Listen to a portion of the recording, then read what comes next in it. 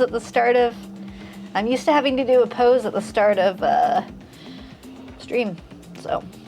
And that's your go-to pose now? Well, it's Werewolf, so we're discussing Werewolf. Arr.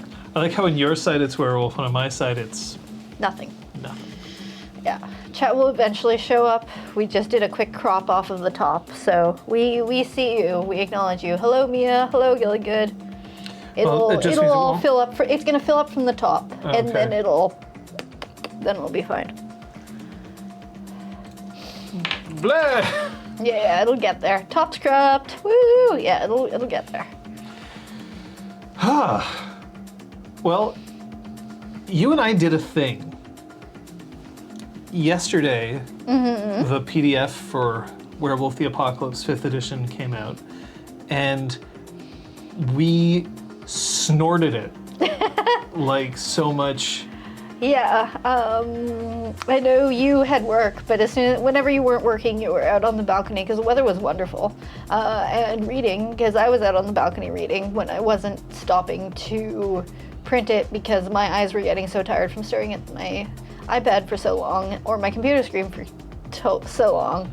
So I was like, you know what? Print. Ooh, this is kind of muddy. Photoshop, print again.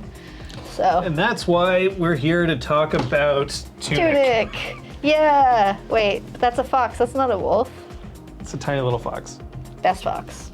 It's like a holographic cover too. Yeah, it's amazing. If you haven't played this game and you ever enjoyed playing a Zelda game or games with manuals or puzzly things, this is a game for you. We bought a physical copy because of just how important that game was to the two of us. We loved it. So best game. Also came like right in the middle of the pandemic, which we needed it. Yeah. Well, it was pretty late. It must have been like one of the later lockdowns. I wonder when we'll play it again. Because we were living here. Yeah, I don't know. Probably many years. But eventually. 5, 10, maybe. Yeah.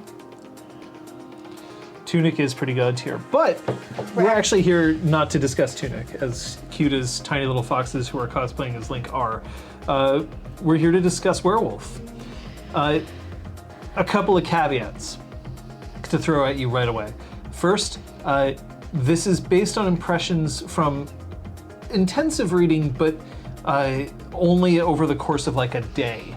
So while I have read quite a bit of it, there was some skimming, like I haven't done a deep dive into each individual gift or individual rite, and I haven't read the entirety of like the storytelling chapter, because often the storytelling chapter is full of information on how to run games, which I don't need, but I'll take a look at it later on. So if I've missed something, then, oh, there it is. So. That would explain. And I was like, no, it should have shown up by now. It was just layered underneath everything. Hi. So we are gonna have to just keep in mind that there will be gaps, and that's fine. The second thing is that this is based on our individual interpretations of it. We haven't even actually discussed it a whole lot between ourselves. So there's that to take into account as well. And finally, there is also the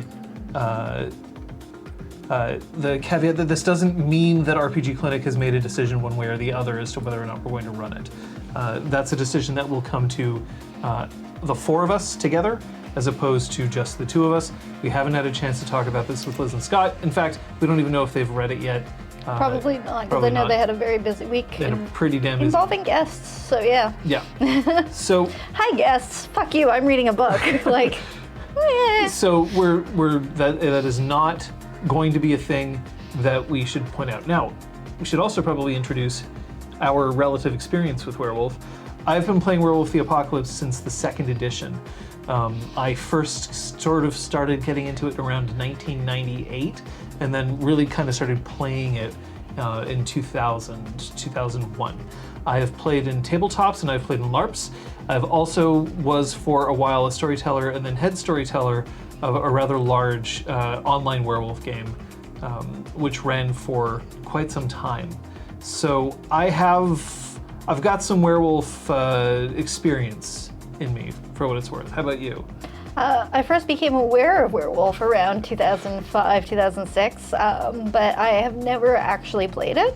And by the time it was sounding like, oh, maybe we should put Werewolf in the pile of games we might play here on RPG Clinic, there was enough news about W5 coming out that I didn't want to learn it wrong. And I'm kind of glad I did, because a lot of the tribe names have been replaced or just completely removed. But from what I have seen, I don't feel like stuff is missing. So yeah, I'm basically fresh eyes with a little bit. I will say that what we experienced in Changeling, the streaming of werewolf characters that you brought in, nothing in this version of the book feels like it contradicts what we experienced, which is nice. I don't feel like I have biases towards things that I have to unlearn. I mean, there would be a couple of things that are a little bit different, but nothing that's any kind of... You probably knew what abilities they were using. I didn't. They were like, claws, attack, and I was like, yes. Well, you met like a Black Fury, you met a Silent Strider. Yeah. Those tribes are a bit different than they were before. Glasswalkers are still technology focused. It's all good. Yeah. Yeah. Okay, Werewolf 5th edition has been a long time coming. Oh, actually, there is one last caveat that I'm going to throw out there. We're aware that this is a new release and that there's going to be a lot of scrutiny over it. We're also aware of articles that have been written about the development process of Werewolf 5th edition. We're not here to judge the creation process of it.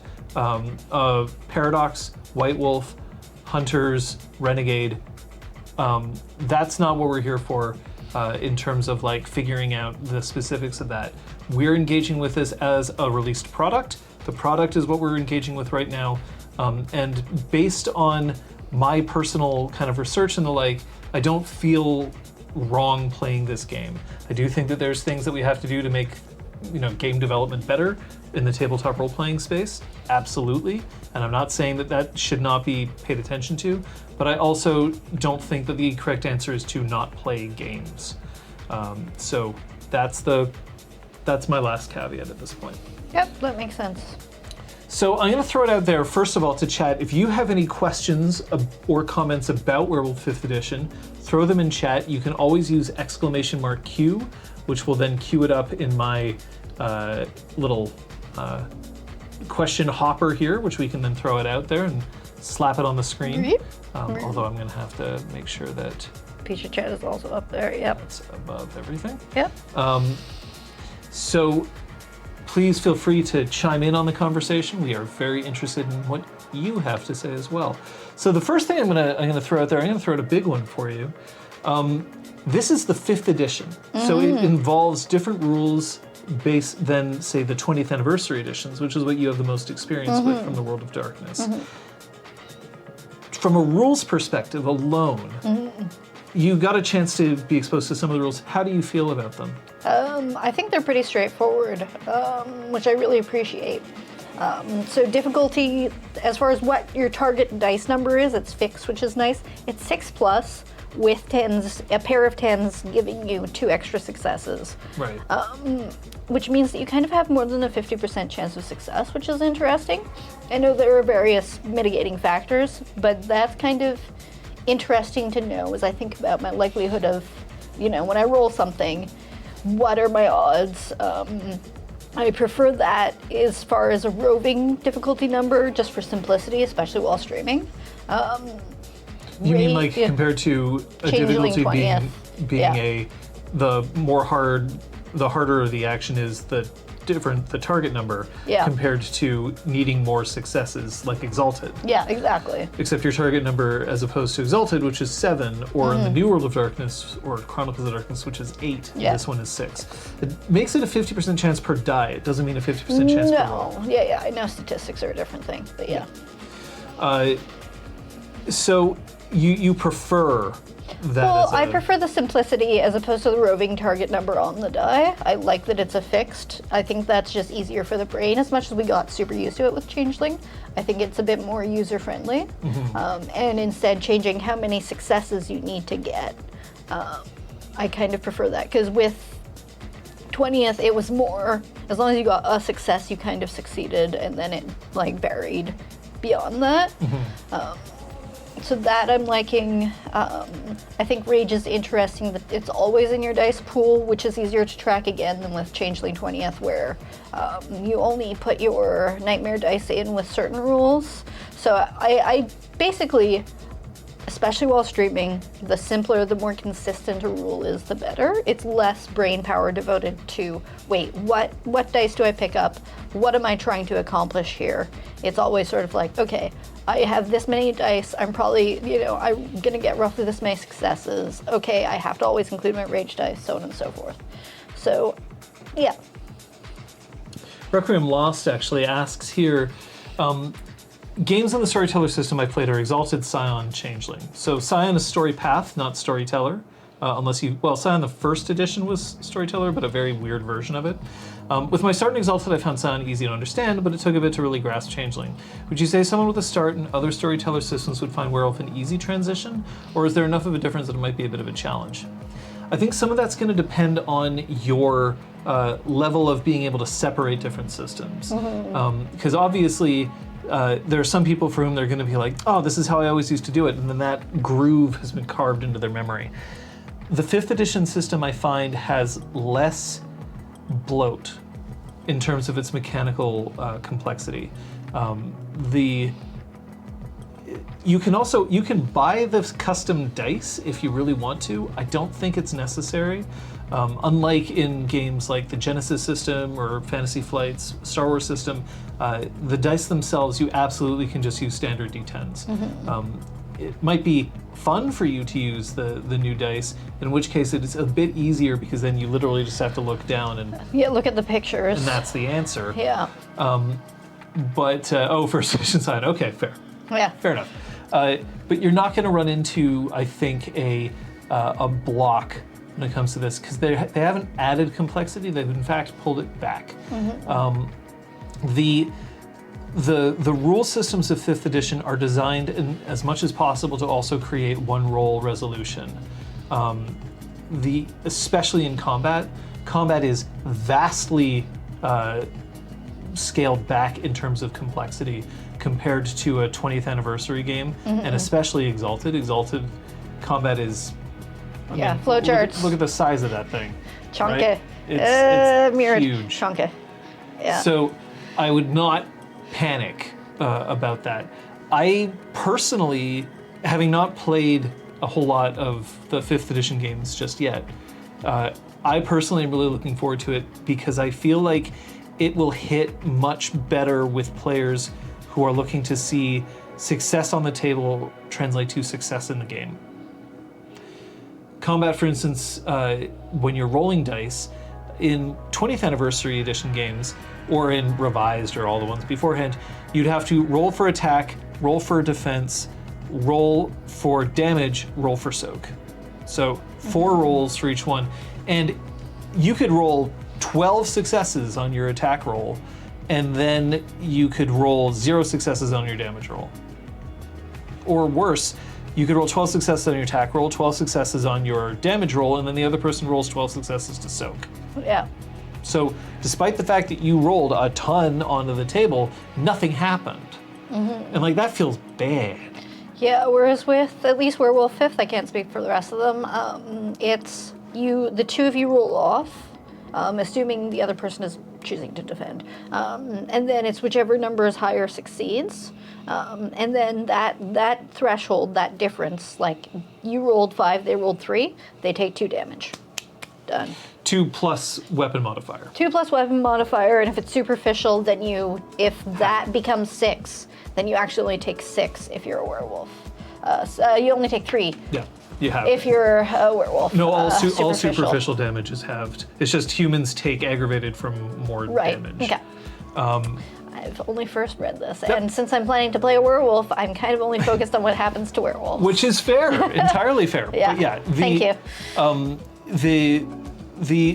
it just feels so much better to be like, if I succeeded in my role, I know that I succeeded in a thing, compared to I succeeded in my role, now I have to hope that other people didn't succeed as well. And if you're both attacking each other and you tie, then you each take a little bit of damage, which I also really like. You like bounce off each other. Yeah. I think it's the threshold is 1, so it's 1 plus your weapon damage, or something like that. Again, I have to review it. It's 1 plus weapon. Yeah, exactly. So it's nice that, you both tie, you both get hurt. Yeah. Now, the game does give you options if you want to make combat a bit more complex. There's a separate 15-page permutations guide that you can find on worldofdarkness.com. Although, it's weird, you have to sign in and then download it from your account there. Yeah. So it's not easy to find. Those 15 pages aren't even just combat. Only a few of them are combat. A lot of them are things like, how do you chase somebody? How do you do a craft? How do you do a craft? And then some of it is a little bit extra in terms of combat. It isn't necessary, and I don't think you need to worry about it. Some of them are already part of the Werewolf 5th book, like the grappling rules are in there by default, but you don't need the extra complexity. I don't think it actually adds a whole lot. However, if you are somebody who is really looking for like number tweaking and being able to calculate like a whole bunch of different combat build paths, this may not be the game that you're going to be able to really dig your claws into. It's definitely got some crunch to it. Don't get me wrong, with the addition of weapons and gifts. All of that still involves more decision in combat than a one roll and set and forget. But it doesn't have the mechanical complexity of Exalted or the build complexity of Exalted, where, again... Flowcharts, just flowcharts. One thing that I read up on this afternoon is that, generally speaking, so changing form is a minor action, so you can do it in combination with a free action or with a standard action. There's another word for it. But basically you can change form and use a gift in the same turn, which is really cool. Or it's only a bit of a die penalty so that you can do multiple things at once. But again, I don't feel like it's going to get down to a flow chart of, okay, well, if I'm in this form, then I can use this gift, which then lets me use this ability, which then lets me... Like, there's just not that depth, which I prefer. Again, quicker I can get to, okay, I want to do something cool. I want to attack this guy and I want to use my best attack for it. Boom. Pop into Krynos, use a claw-powered gift. You know what's missing from this book? Here's my first ding against this book. No pronunciation guide. Yes. You say it's Krynos. Krynos. I say Krynos. I believe that Krynos is the correct pronunciation because of other uses of the word in other contexts.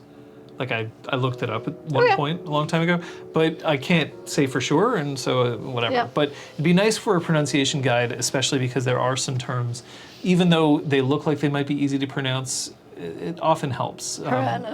Straightforward. Hoglosk? Yeah. And this is the part where you find out it's actually supposed to be pronounced like Hoglosk. Honestly, that's kind of how I pronounce it in my head so that I can remember. Harano. Hoglosk!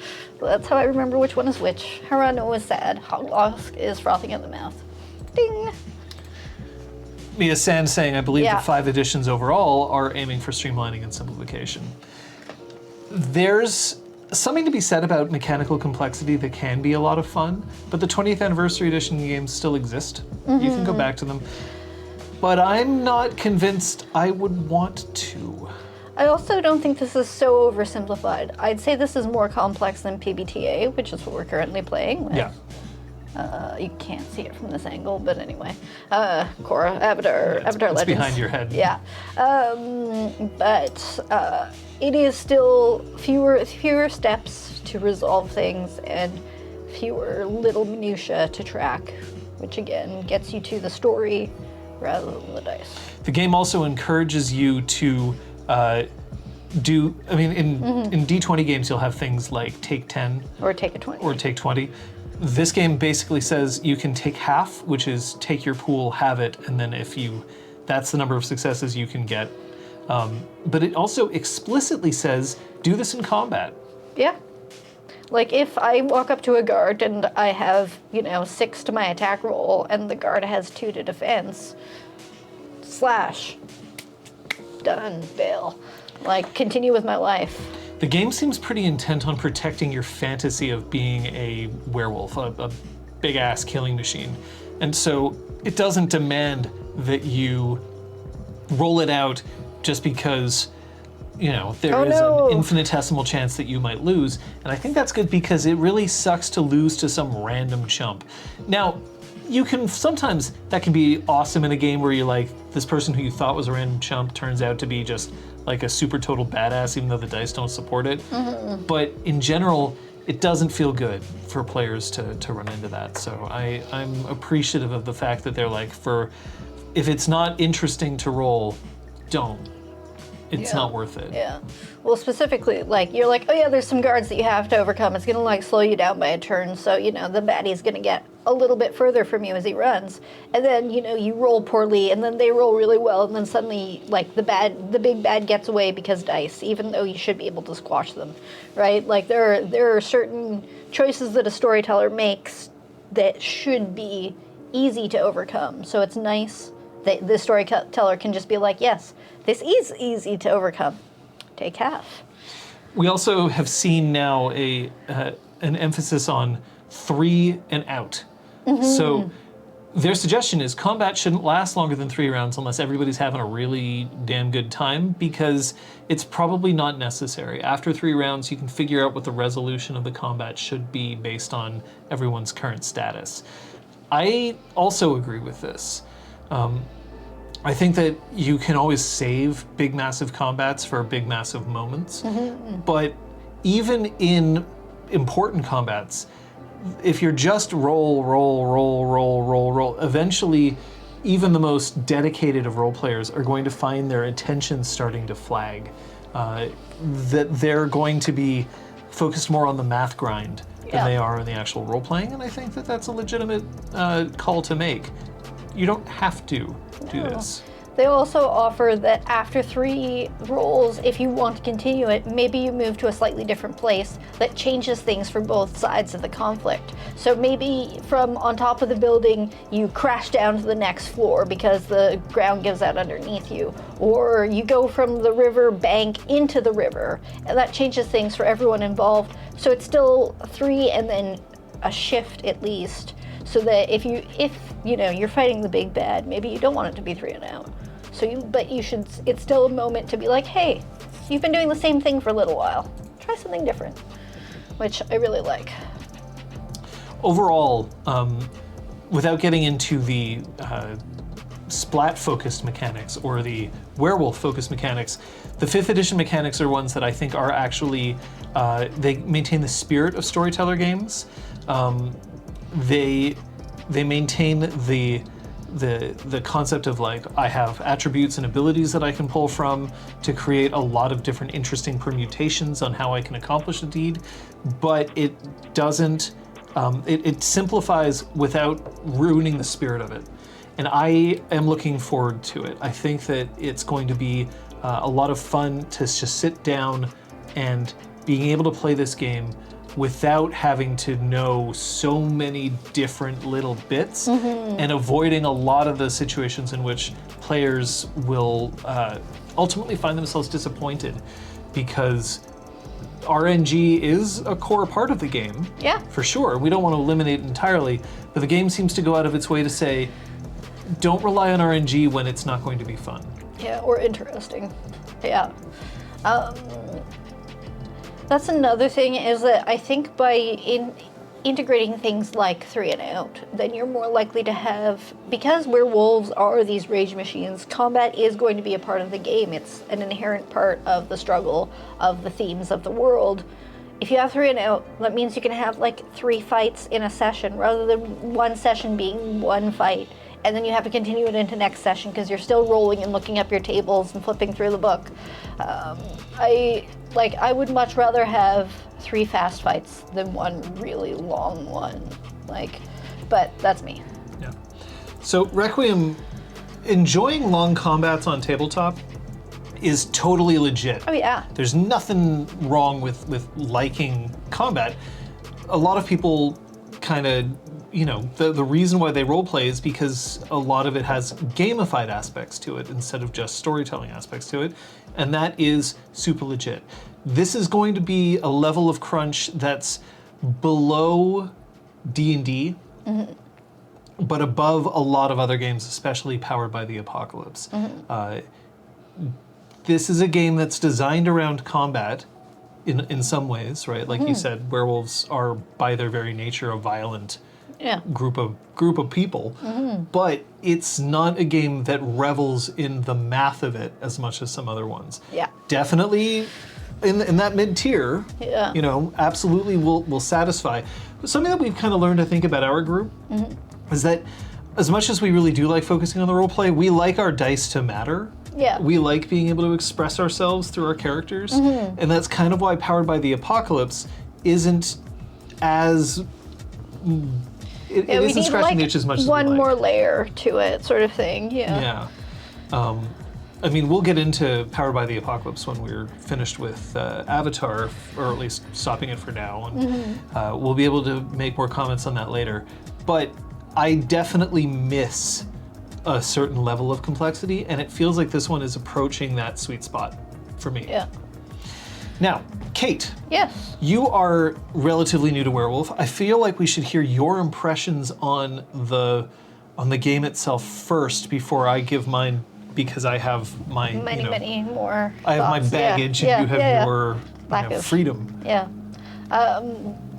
Broadly speaking, specific, like what? Yeah, we're going for broad strokes. Cool. We'll get into some specifics after that. But like, broad strokes, what do you think about the game itself? So I'm gonna go with flavor. Sure. Most people, when you say werewolf, it is a human that turns into a big human with claws and stuff, and then back into human. This, I know through my experience that you can also turn into a wolf as well. So you've got sort of an arc of abilities, and there are two forms in between. I like the variability. The world tells you that you don't actually belong to any of those.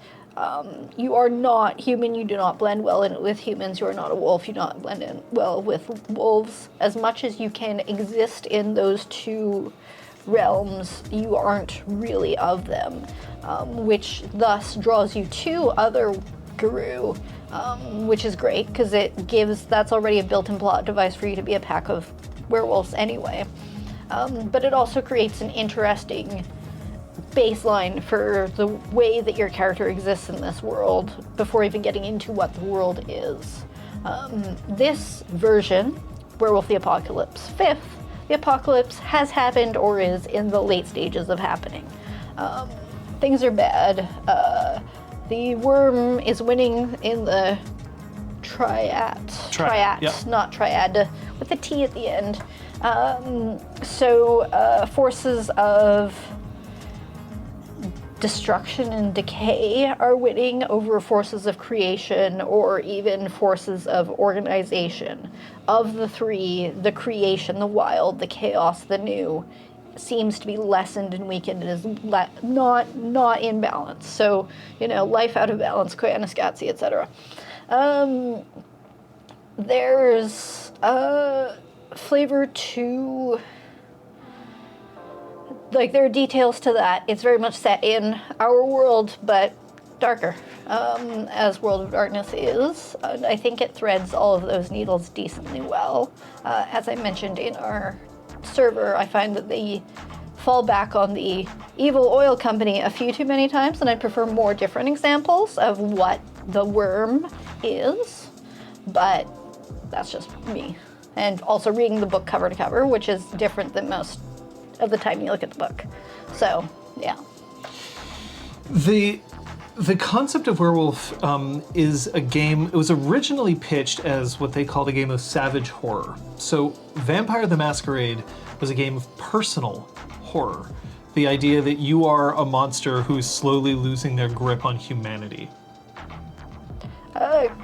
I'm just going to flag that the term savage has been used really aggressively and really negatively towards individuals of indigenous backgrounds. That was the term used at the time. I know that they moved away from using that term. I think it's in the book twice, and it never is about indigenous persons. No. But I just want to flag that as we continue to discuss previous versions, some terminology may come up that we are referring to historically, as opposed to wanting to use the term towards an individual or group. Right. So, in talking about it, how it isn't necessarily a game of personal horror, but it was a game of violence and of, you know, the idea of this this group of reductionists. You could call them eco-warriors, warriors of the earth, of Gaia, or the like. All of these things still sort of apply, but the game of Werewolf is, and this game, in fact, does, in the book, it does get into some of this, it's more than just find a polluter, make them pay, rinse and repeat. And the game doesn't even have to necessarily fall along those lines entirely. You have a core conflict. The world has this triad. One of the elements of this triad is, at the moment, outsized and winning, and therefore the world is in a lot of a lot of danger, a lot of shit going on. But the game doesn't necessarily require you to engage in terms of horror specifically, or in terms of combat specifically. There are elements of politicking that can go on, of social interaction, of dealing with the fact that you are monstrous, even though you are ostensibly on the side of right. But what is right? What is the purpose of fighting a war that is perhaps already over? Where do the ethics lie in all this? I'm interested in being able to tell the stories that my players also want to tell. Right? I think that's pretty basic already. And I think that if you looked at the first kind of few pages of the book in the introduction, you might get the impression that this game really can only tell that story. But later on, it becomes clear that the game opens up. You can play a whole campaign focused around your interactions with spirits, your interactions with other guru, your interactions with the life that you had to leave behind. The fight is always there, and it's in the background if you want it to be, but it doesn't have to take the forefront. I appreciate the fact that they're making that clear. I just wish that they'd done a little bit better a job at putting that in the beginning of the book, so that you don't have players who look at it, say, oh, well, I don't want to be Captain Planet on steroids, and then put the book down and walk away. That's something that I found with a lot of these books, though. I found that specifically with Changeling the Dreaming 2nd edition, that the introductory flavor text story, I was like, this is totally not for me. And then we played 136 episodes of a Changeling 20th game. And I think that, yeah, that's exactly it. I think that there is a lot that has to do with the planet, your connection to nature, and the world is sick, and all of that. But I think that they maybe don't quite thread the needle of making it clear that there are other facets to it beyond that in the first few pages, which unfortunately is usually people's very first impression of the book. So if they're coming to it completely fresh, I kind of wish... Because I find that, yeah, exactly, after the first few pages, they get into more diverse examples of, oh yeah, but it's also vampires, it's also, you know, the fact that it's not just the worm is winning, it's also that the wild is like weakened, and the weaver is perhaps working too hard, and it's overbalancing towards the worm. So that gets fleshed out further into the book, but first impression is a bit like, okay, save the planet. The reason why that's important to me specifically is that I think that there's going to be some fatigue. This is a game that has at its core the kind of the knowledge that humans have gone too far. And that feels very... Which they have. Yeah, it feels very real. And you might have some people who definitely want to come in and be like, you know what, for a few hours today, I want to feel like I'm making a difference and kicking ass for the greedy capitalists and the awful polluters and the horrible forces behind global climate change and all of that, which is great. And then there's some people who are going to be like, I don't want to be confronted with the fact that the world is ending because it kind of feels like the world is ending. But the game can support more than that. And I think that's kind of critical in an age where you may have players who have distinctive wants and needs out of their escapism and their wish to address reality. And the game actually does do a good job. The book does focus on the idea that some players want to confront their demons, and some players want to steer as far away from their demons as they can. Yeah, like I'm sort of at the moment a little torn on the fact that like we've had really significant wildfires here in Quebec, which we haven't had as often as other parts of North America, and so part of me is like, yeah, okay, this is really relevant. It's like fresh in our minds. Maybe we want to incorporate this, but the other part of me is like, this is maybe too real, and I have to deal with it with the rest of my life. So there is that duality of what, because it is, and it's wonderful that it's so real and now, and the temperatures are rising, all these things are happening. Mega corporations are buying up land, stuff like that. These are real things. What parts of the reality that is also in this world is fun to engage with versus like just, I don't want to deal with this, because it's a game. It is a game. It's not a tabletop role-playing job, right? So let's go back to your relative inexperience with this game and your exposure to it at this point. There are several splats in this. There's the idea that you can play one of 5 auspices. Which is moon phases. Yep. That you first changed under. That's right. And then there are tribes. Yeah. The tribes of werewolves which have various different outlooks on how to fight this apocalyptic war. And individual patron spirits. That's right. Yeah. So how do you feel about your options when it comes to auspices and tribes? I think they're varied enough, and it seems like the two of them offer enough of a mix. Like even just the auspices and just the tribes, already each of those stacks have enough variation within them, but then to also be able to mix them exponentially increases that variability. Just in the flavor aspect to it, but just now I was going through gifts, and there's also enough both variation. Everyone gets a little bit of ability to fight a bit more and do something like a little bit fight, a little bit talk, a little bit sort of rest of life, but certain get a lot more, a little less, and just because you aren't a rune doesn't mean that you can't actually get an rune gift depending on which of the tribes you're part of. So it's interesting that there's also that interplay that some gifts fit more than one splat. Yeah, exactly. And so there's enough options that I think that you really can kind of find something that matches correctly. And for some concepts, you might have like 5 or 6 options that are relatively decent fits, so that within your gaming table, you should be able to find a good balance without feeling like, oh, well, you can only fight or talk.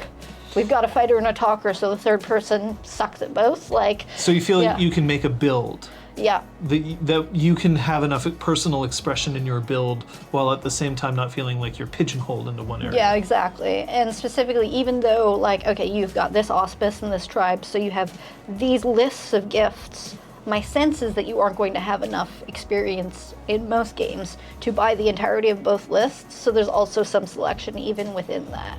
That within your table, you're like, oh, well, I have a lot of talking and sneaking, you have a lot of talking and fighting, so we'll sort of pick and choose between us which one gets more of the talking or which flavors of the talking, so that we don't both get like convince them to be your friend. If we both buy that gift, maybe that's less clever around the table, but you each have that option. So yeah, because you can still work together as a pack. Yes, but you also will have to work individually at times. Right? If you piss off a spirit. Yeah, and you that's me. If you piss off a spirit, it's not like your theurge can just step in and be like, just shut up, you don't have to talk anymore. The spirit may demand to talk to you. Yeah. At which point you're gonna have to know how to deal with that, or not know, and then that's gonna be your role-playing experience as well, right? You don't always have to min-max everything.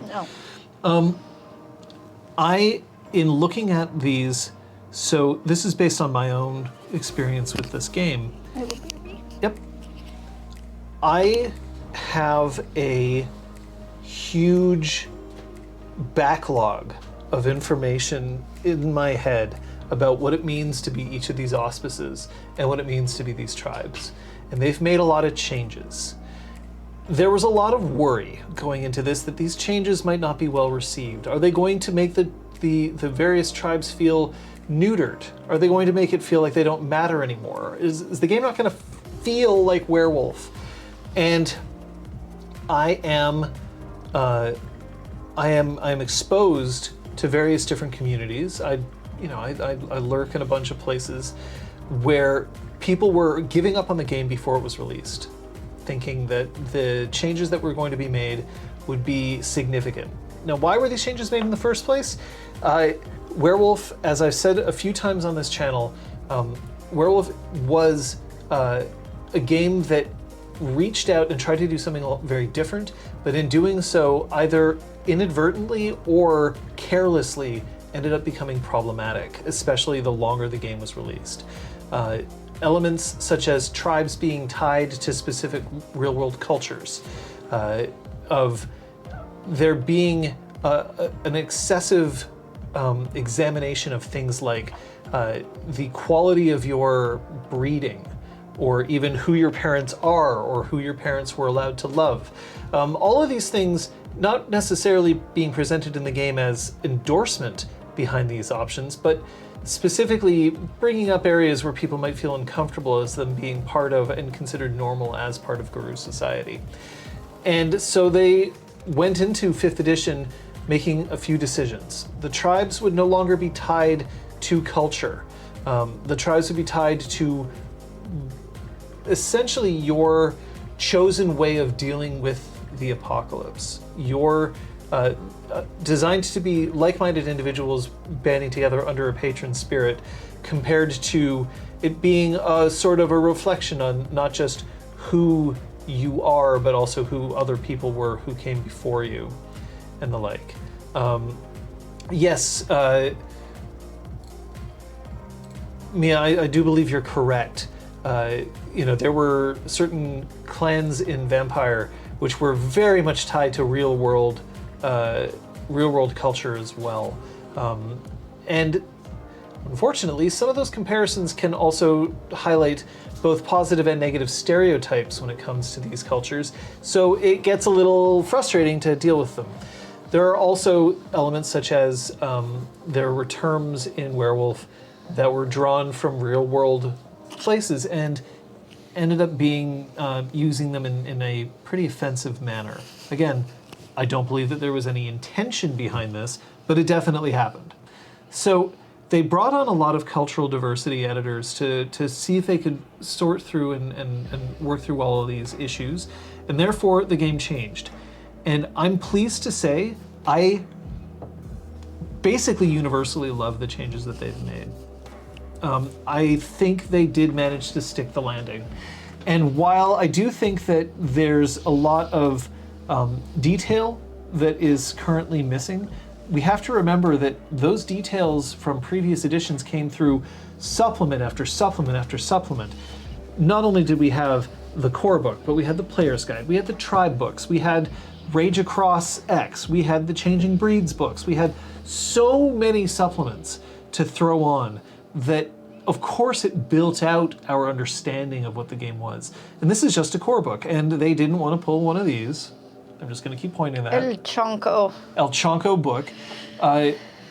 They wanted to make sure that the game was delivered in such a way that even new players could appreciate it without feeling like they had to read hundreds and hundreds of pages just to understand it. Mm-mm. I really genuinely feel after my first initial pass through that each of the tribes has a distinctive feel to them. They're not just mechanically through their gifts, but also flavor-wise, but that they're not so restrictive that it feels like if you want to play a certain kind of character, you have to play a certain tribe. Mm-hmm. There's the changes away from cultural things, I miss none of them. There's absolutely nothing in previous editions of Werewolf where I'm like, oh man, but I liked it when this tribe did this. Not at all. Yeah. Well, and me coming in as a newcomer, I don't read this and feel like, wow, this is like them showing how woke they are. Like I don't feel like it's bashing me over the head with like how correct they can be or anything. Like I know people were very worried that they were like washing away all of the depth, and I don't come to it and think, oh God, this is very like it's try hard or anything like that. It's just here are the Silent Striders, here are the, Gale Stalkers, here are the Heart Wardens. Heart Wardens. They exist. This is what they can do. Thumbs up. Like, I don't get a sense of someone coming in fresh. I don't feel like it's too thin anywhere, or too samey, or too boring, or too safe. Nothing. I don't get that sense. Whereas I know a lot of people were very worried when they were taking away terms like the Fianna, that was removed because it was a specific group of people. Okay, cool. I, as a newcomer, don't notice. It is important to note that the game is still based on an interpretation of the world as being animistic. And that does have some ties to real-world culture. And especially in indigenous communities. So there are still echoes of that here, but the game doesn't make any specific sort of judgment call as to whether certain cultures are correct or others are not. I think that we still need to acknowledge the fact that there's a lot of this game that derives from some real-world culture, and I think that players will have to pay a certain amount of attention to make sure that they don't fall back on stereotype as a crutch. One thing that the game does mention in the back of the book, in the appendix that deals essentially with safety, is the concept of how when you're playing, you have to deal with physical safety, of mental safety, and then of community safety. And if you're playing alone at your table, with no one else kind of watching you, then you have less of a pressure for you to take into account your community's safety. Although you do have to take some things into account, because if you're just basically sitting at a table so that you can use racial slurs amongst each other and chortle, you're not doing such a great job. But it does specifically mention streaming. Yeah. Which I think is important for us to recognize. So things like they changed, for instance, here I will be using some terms again, as you mentioned, from the previous games that they have changed, and I think those changes are correct. They no longer use the word, for instance, totem. Now it is patron to reference a spirit. So like you don't have a totem spirit for your tribe or for your pack, you have a patron spirit. You no longer have certain terms that have been pulled very specifically from communities. Those have been replaced. I am for this. Yeah. Completely. Ellie Spot, and here, you want to? Sure. There was an idea, I think, at least among players, that because World of Darkness was dark and dealt with mature themes, it was okay to have elements that players could be uncomfortable with. And if you didn't like it, you were just not edgy enough to play. But I think there has to be a difference between how we treat violence, gore, evil, and how we treat racism and eugenics. At several points throughout the book, they find different ways to put forward the point in very clever ways that just because you're playing a monster doesn't mean you need to be a monster. That the story of being living a monstrous existence is horror enough. You don't also have to make your players feel miserable. Your character can feel miserable. It's the whole thing of safety. It's the whole thing of layers. It's specifically, I was going to highlight, I think it's page 38. I'm just going to look it up again. Page 38 in the book. It is visually different. It looks like a photocopied page sort of pasted in. That talks about historical trauma and the connection of the Gru. That specifically refers to, it's one page, but it's a very brief reminder of the damages that were done to indigenous populations in North America. And it's there to remind of the reality of some of these terms and some of these experiences that I think that a lot of players, particularly those in Europe or outside of North America effectively, may not be as aware of. I know that I don't know much about the struggles that have happened in Eastern Europe to any depth of awareness, and I know there have been tons just in the last century, never mind throughout history. So I couldn't expect the same level of awareness for the indigenous strife in the Americas. So I think it's really wonderful that they include this, because I think that there was a lot of completely unintentional, clueless, ignorant, you don't know what you don't know, that came into some of the damaging terms and choices that were made in the earlier editions. This reflects part of why, for instance, I've said repeatedly that I'm not comfortable running Scion online, is that while I may not intend to cause any offense to any real-world religious organization or religious belief, inevitably I can't do enough research so that I can run everything properly. And I do believe that it's okay if you're at home with your friends, that you don't have to be perfect.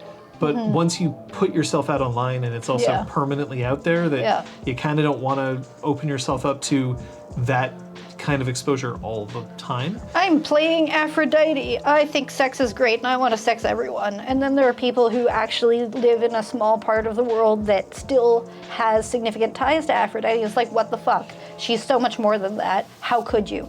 And that's totally valid. But also, for the sake of a game and a table, the shorthand of, yeah, sure, Aphrodite is going to be the one that's super sexy. Like, there's no harm intended from that, but there is absolutely the potential to cause harm to people who feel strong ties to these identities. So, yeah, that's a very quick summary of why we aren't going to do Scion, but also why the unintended harm, unfortunately, was quite harmful. And so I'm super glad that they've basically, like, I know there were some indigenous voices that didn't want to remove the indigeneity of certain tribes or of the whole book, but unfortunately, in practice, there was more harm being done by including it. So they decided to keep some of the inspirations without naming names. Yeah. When Ellispot mentions the world is dark and horrible, which means I can play a sexist pig who owns a brothel and you can't be offended if you're a true World of Darkness fan. Yeah. Here's the thing.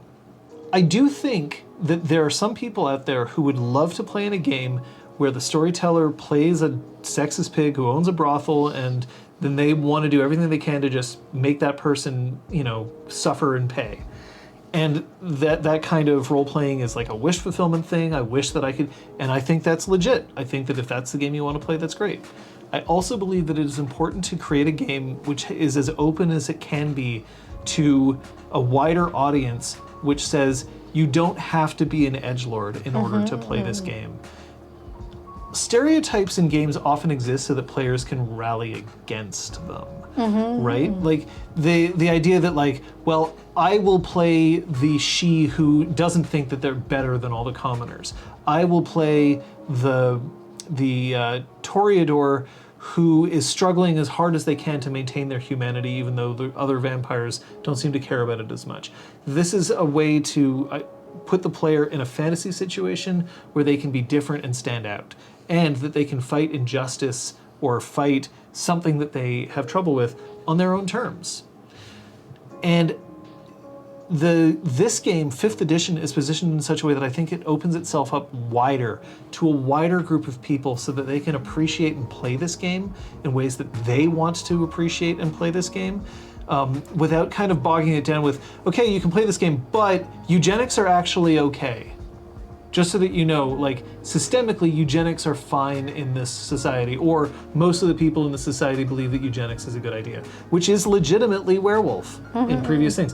I don't think that they meant it that way, but there was very much an emphasis on, like, hey, who you love, it doesn't matter, you're not allowed to breed with other guru, right? Otherwise, you have a freak baby, and we give that baby a horrible, horrible term name. Yeah, well, we choose the name of an actual group of people. Yeah. And that is now the freak baby. And also, it also is super ableist in that they have disabilities, and disabilities are instantly mean you are bad and society shuns you.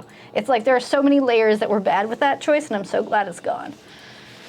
Yeah. Kung Fu Fenders, you make a very good point. Some might say the removal of indigenous people is erasure and a big knee to the classic see-no-race, post-racism crowd. I think that there's a little bit of a difference here, and it's that I don't know if there was a way to keep the indigenous-inspired tribes without still causing issue. That the game still has markings of indigenous cultures and beliefs is hopefully going to be something. And I definitely appreciate that for some people this is going to be disappointing, for sure. I still think it was the right call to take it out. Not because I want to see erasure of indigenous beliefs or indigenous influences, but because I don't want indigenous people to be the butt of a joke. I don't want indigenous people to be considered the we're going to buy into the stereotypes of the noble woods person or I eschew technology as a matter of course, right? Like all of these things, divorcing them from culture doesn't mean that you can't tie them back into culture in your own game. You totally can play an indigenous character, 100%. The problem is when you say, well, if you want to play one of these tribes, like Younger Brother, which is the name that they gave one of the tribes after the fact to avoid using a more offensive term. If you wanted to play somebody from Younger Brother, then you had ties to this indigenous community, whether you wanted to or not. And no matter how you choose to play, this is also the stereotype of that. It was just like, it's a bit wrong. It's also a question of the development team. I know that they had creative consultants, or they had cultural consultants in various stages of development. I know that there was at least one Indigenous writer on the first version before it got moved over to a different development team. But that doesn't mean that one person can speak for an entire people, and not for the huge, huge variety of Indigenous diaspora that exists, because there are so many different populations that have so many different traditions. So I don't think there is a way to thread that needle effectively, safely, for anyone who opened the book to not also be opening up the ability to continue to perpetuate harm. I'm hopeful that there might be supplements that come out that are more strongly Indigenous-led, that perhaps can then put in either tribes or stories or auspices or anything that can be more Indigenous-centered. But I think for the base game, it's clear that the ultimate decision was that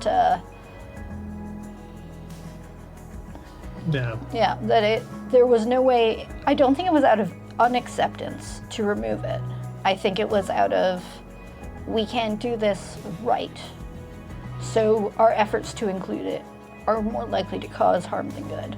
And maybe some people will see that as lazy, but it's also tricky because Indigenous people and indeed all cultures do not speak with one voice. No. And while some people might say, I really wanted to see myself represented here, other people might say, I really wanted this game to be released so that everybody can see how cool a game it is, which has some ties to our culture, but without then highlighting it. And some people might not care at all. It's so difficult to make those kinds of calls. I agree with you here, Kung Fu Fenris. I'm speaking from the top of the fucking privilege chart. Right? Yeah. I am like way up here. But I have worked on Indigenous-focused projects where the theoretical best expert that you could pick had one set of opinions, and then a handful of other Indigenous voices completely disagreed with and were hurt by that choice. So I know that it's such a difficult situation that, I know it's not easy. Yeah. When Pook mentions the attention, like for instance, that Coyote and Crow have, I think that we're also in a space where we haven't quite hit a level of comfort in the overall gaming sphere. We're still working at it. Look, we're still living in a time where people who came out with, like Anita Sarkeesian with Feminist Frequency, get death threats still, right? We've done a lot of work. We've done a lot of shifting over the past 5 years, 10 years, 15 years, 20 years, but we're not all the way. And sometimes to say, well, here it is all the way, can still be rough, because games like Coyote and Crow, I think, are a fantastic thing to look at, but I also know that there are hesitances around people then feeling like these games are still being gatekept.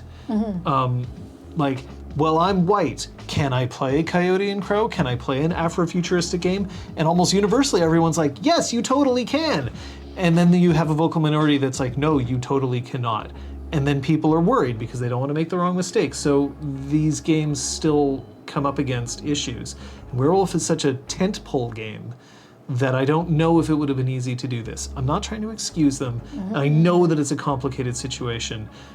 I guess the point that I'm trying to make here for myself, and again, only for myself, is that this game took a lot of the problematic shit that was in Werewolf and said, we don't want this anymore, and I'd rather have a less problematic Werewolf that may not be perfect than to have them attempt to do something perfect and then have everyone else reject it because it can't accommodate everybody. Yeah, I know there are many fewer Indigenous names and terms in this version, but it sure as hell got rid of a lot of problematic shit.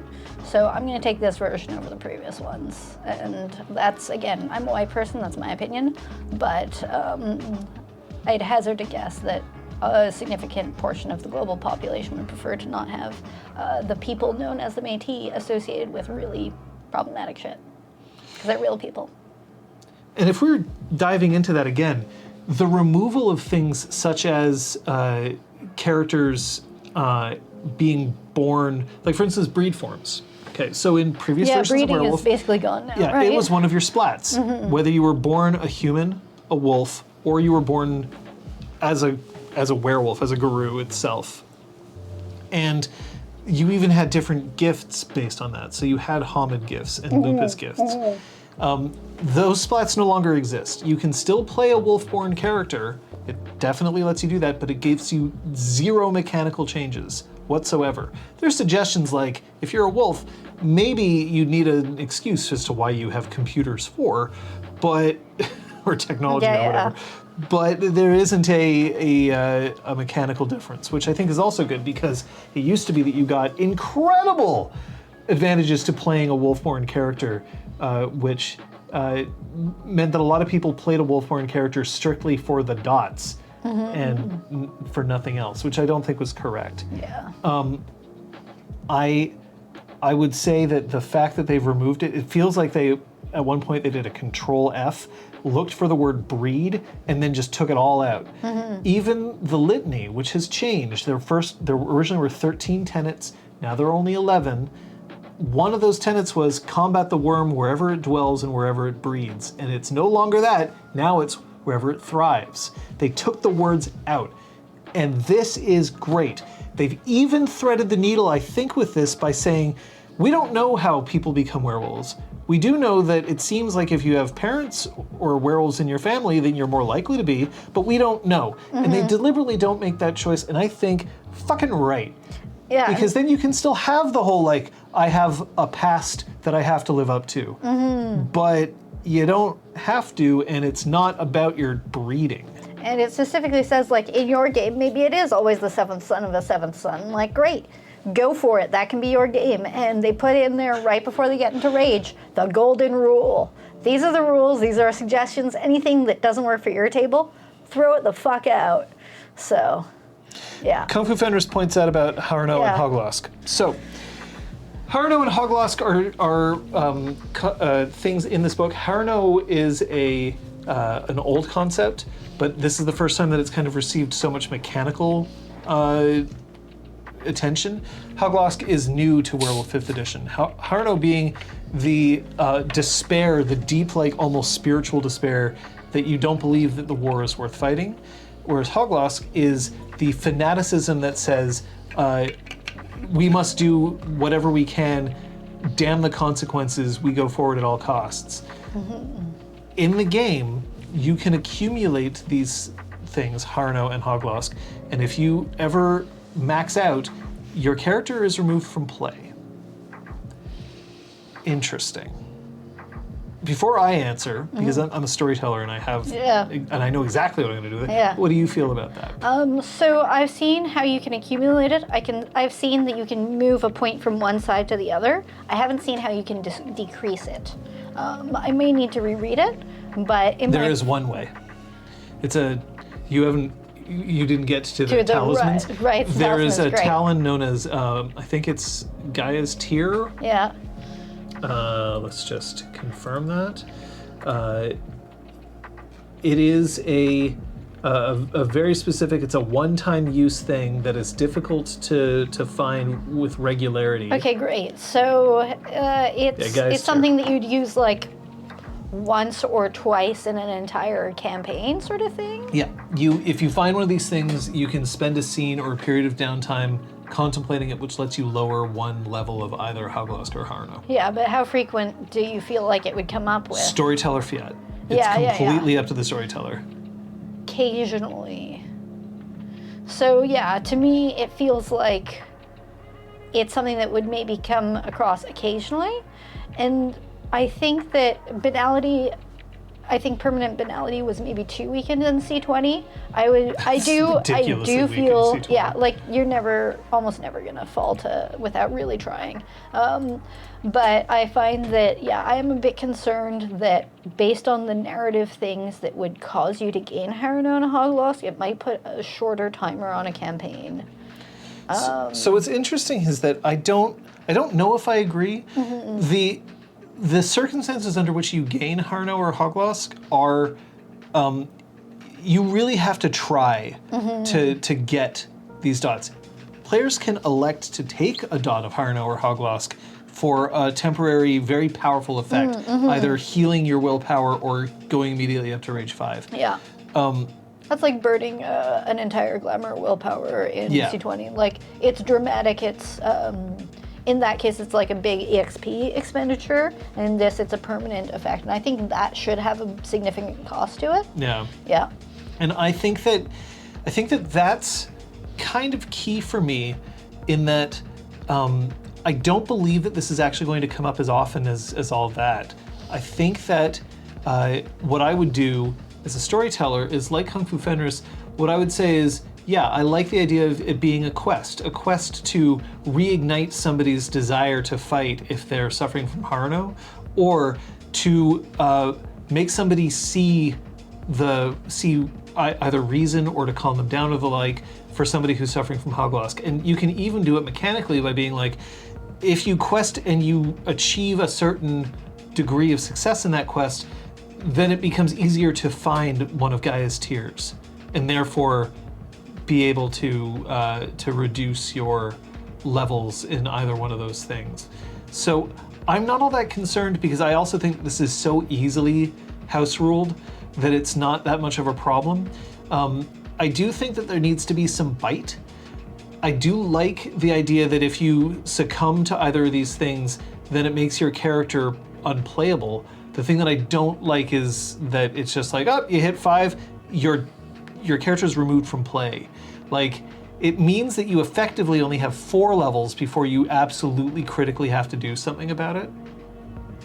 But I don't think that this is going to be a huge issue for tables to overcome if it comes into play. And I don't think it's going to come into play that often, unless you're looking to play a super gritty game. I do see that it's a test that you roll to see if you gain it. Yeah. So that mitigates it. It's not that you automatically gain it at a major setback or tragedy. And the major setback or tragedy, like, it's things like... It's storyteller discretion, of course, what counts as a major setback or tragedy. But it's like, if it's like you lose one of your touchstones. Yeah, and Hoglosk is when you violate a chronicle tenet, which is also a pretty big deal. So yeah. And losing a touchstone, but it's also losing it through inaction, like deliberate inaction or acting against. So if you're playing normally and your touchstone gets, and you're doing everything you can to protect them and it still doesn't work out, a storyteller could easily say that you don't have to roll for Harno at that point.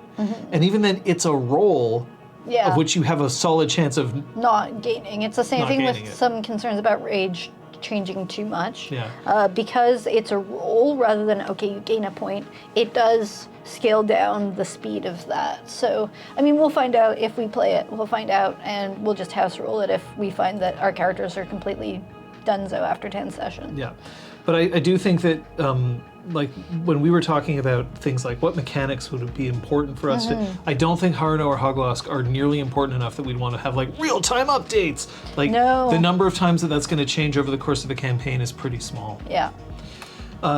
Pook mentions that I think if we ever get a Changeling 5th, and I imagine we will at this point, because they said specifically, look to who's in Hunter, and you'll see mages, werewolves, and changelings were all in Hunter as antagonists. So I think that we're probably going to get a Changeling, especially because C20 did much better than people thought it would.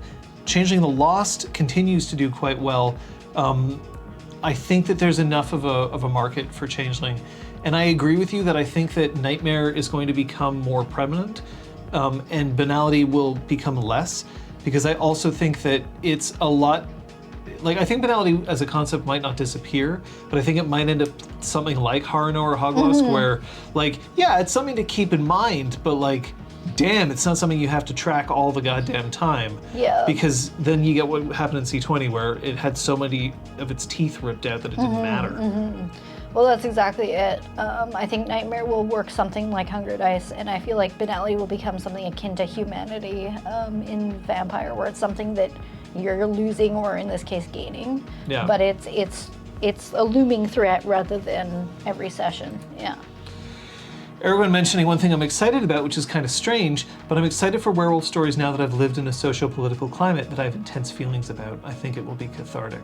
And we had talked about this a little bit beforehand, I think before you arrived, but we're going to just make sure that we strike a balance between something that's so real that we just don't want to engage with it right now, and something that is like, and we don't want to ignore all of those issues, but find the correct balance of game. Kung Fu Fenris was mentioning earlier that he wanted an angrier werewolf, and I think that's why you choose the name Fenris, and the Fenris group is very angry. They always were. Yes, but even in this version, they're very angry, so it still feels very appropriate to you.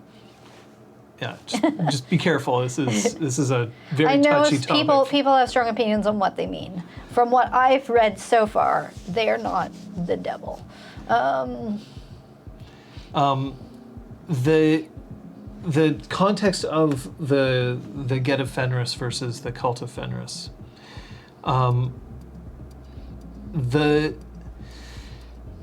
So of the tribes that existed in Werewolf the Apocalypse, there were 13 originally.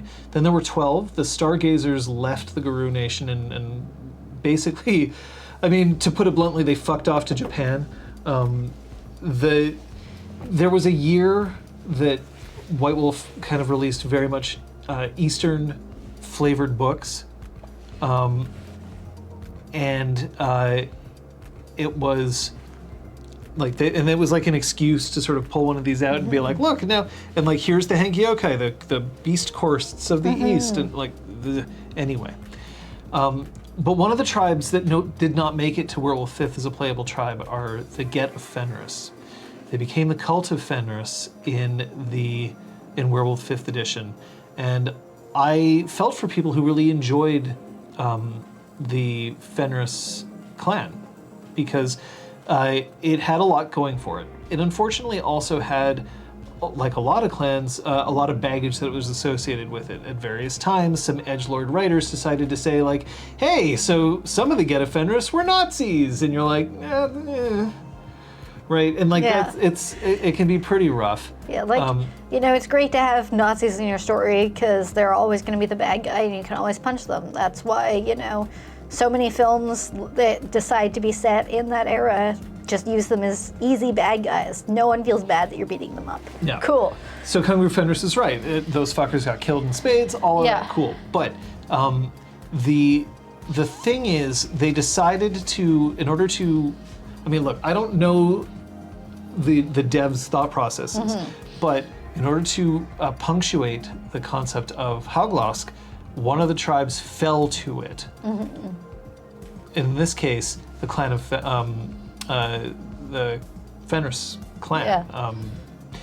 And yeah, because they're not called the Get of Fenris No. in this one. And Fenrir is I feel like they did a better job with it than I thought they were going to do. In that they've also sort of mentioned that it's not like the clan as a whole held hands and decided to just like fuck off. The people who did not fall to Hauglosk ended up in other tribes. And in fact, there's a lore sheet that can be that you were in fact affiliated with the Fenrir at one point in your life. So I feel like they kind of did what they could with that. Overall, I do feel sorry for people who really enjoyed that clan. And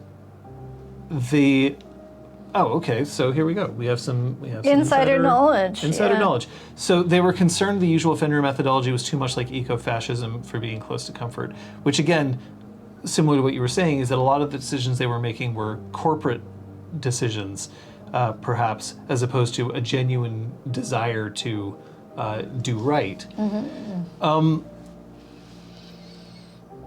Yeah, it was a risk for PR. Yeah. I don't think that it would be impossible for you to reintegrate the Fenrir into the game if you wanted to. Overall, I'm okay with the decision. I'm not like super happy for the people who really liked that clan. This is when the sad music starts. Yeah, I know. Right? Look, RPGClinic always gets a little bit melancholy at like around this time. But I will say that, at least for me, reading the flavor that occasionally, like they're mentioned here and there occasionally, and one of the things that's mentioned is that some of what they have done or are doing is akin to the Great Purge. I know there's a different term for it, but the way that the Gru really like roved and attacked humanity at large. Say it again. It's called the Impergium. Impergium.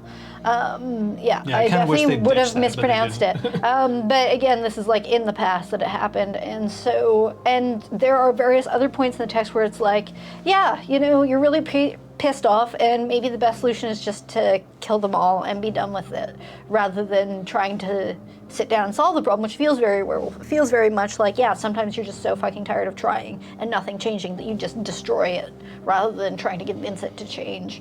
And so, again, from the flavor that I have read in the book, I haven't gotten to the end. So I started at the beginning, I got to Gifts, I finished Gifts. But it feels like they have chosen violence as their default course, and that isn't great, but it isn't like these are literal Nazis. I find it a very interesting kind of parallel that we are living we live in a society. We are living in a place where tolerance, openness, all of these things are things that we're coming out with. That the idea of allies and of being who you are, being true to that, all of that, great. But that we are now experiencing a swing where there are people out there who have weaponized their battles, right? Who have weaponized their causes to the point where it's if you ain't us, you're against us. It's beyond that, and it becomes like if you ain't exactly the way that I have decided, then you are the enemy. Yeah. And I think that it's kind of an interesting thing to put in a game which involves so much of like well, of course it'd be good if we saved the planet, but then the idea of to what end is it okay to save the planet, right? Like, is it okay to bomb a factory that's producing toxic waste? Maybe, but like, are you willing to do it where a whole bunch of people work there and it's just literally the way that they support their families in a scarcity realm of capitalism? But that's one of the questions that this book poses, and I think that's kind of what's interesting, and kind of loops back to what Aragorn was saying about like now she actually cares. Like she's a bit more like many of us. There's more stuff going on in life that you're more moved by, and so the thought of, okay, this shit is happening and I potentially have the power to change it. Will I go out and do that, and how will I do it? And the moral quandary of, okay, really easy, blow up the factory. Less easy, kill the people in charge of the factory. Less easy, convince the people in charge to shut down the factory. But you are this anger machine, you are this monstrous being. The easy answer is just to destroy, and trying to balance that with the fact that you do have human and wolf affinities of, maybe not instantly destroying things. They're both gregarious species. Yeah. Elliespot asks, without having read the book, if decreasing Harno and Hoglox likely won't be a big thing for PCs, it sounds like it'd be interesting in NPCs as a plot device. Yep. And maybe more details and mechanics could be useful in a future player's guide. I do think this is ripe for a player's guide. Fukujutsu is also saying that. And I do think it's correct that they don't try to jam it all into one book. Yeah. It would have been too big a book. Yeah. The thing that we have to remember often is that these games aren't just designed for the people who've been playing Werewolf for 20 years. They're also designed for people who have never played. And if you give them a book that's the size of Exalted 3rd Edition and you're like, here's a lovely game, kabloof, and it's not even this, a huge part of that is a crunch. Charms. It's charms. Just charms. But if you're like, well, here's all this extra shit about all the tribes, and here's all this extra shit about all the, and then it becomes so much information that people are just like, I'm good. That's what I like about changing, is that there are all these individual, much smaller, they're like 75 pages roughly each, for each individual kith, or like about... deep dives.